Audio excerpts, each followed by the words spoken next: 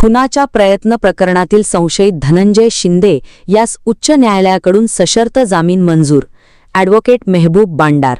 इचलकरंजी येथील खुनाच्या प्रयत्नाच्या गंभीर गुन्ह्यात अटक करण्यात आलेल्या संशयित धनंजय पांडुरंग शिंदे यास मुंबई उच्च न्यायालयाच्या सर्किट बेंच कोल्हापूर येथून सशर्त जामीन मंजूर करण्यात आला. माननीय न्यायमूर्ती सचिन देशमुख यांनी हा आदेश दिला असून संशयिताच्या वतीने ॲडव्होकेट मेहबूब बांडार यांनी काम पाहिले.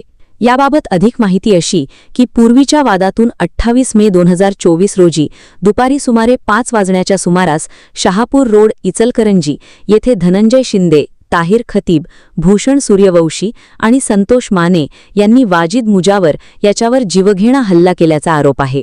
फिर्यादीनुसार दगड व काठीने डोक्यावर, तोंडावर आणि छातीवर वार करण्यात आल्याने मुजावर गंभीर जखमी झाला होता.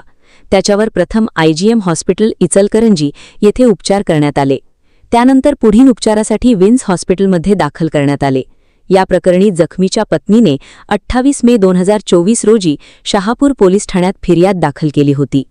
त्यानुसार पोलिसांनी सर्व संशयितांना अटक केली होती. पुढे दोषारोपपत्र दाखल झाल्यानंतर धनंजय शिंदे यांनी सत्र न्यायालयात जामिनासाठी अर्ज केला होता, मात्र तो फेटाळण्यात आला. त्यानंतर संशयिताने मुंबई उच्च न्यायालयाच्या सर्किट बेंच कोल्हापूर येथे ॲडव्होकेट मेहबूब बांडार यांच्यामार्फत जामीन अर्ज दाखल केला.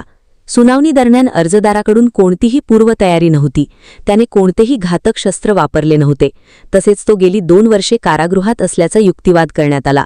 याशिवाय या प्रकरणातील इतर आरोपींना यापूर्वी जामीन मिळाल्याचेही न्यायालयाच्या निदर्शनास आणून देण्यात आले. दोन्ही बाजांचा युक्तिवाद ऐकल्यानंतर न्यायालयाने 50,000 रुपयांच्या जातमुचलक्यावर तसेच प्रत्येक सुनावणीस उपस्थित राहण्याच्या अटीवर धनंजय शिंदे यास सशर्त जामीन मंजूर केला. सबस्क्राइब करा आणि परिसरातील ताज्या घडामोडी सर्वात आधी बघण्यासाठी बेल आयकॉन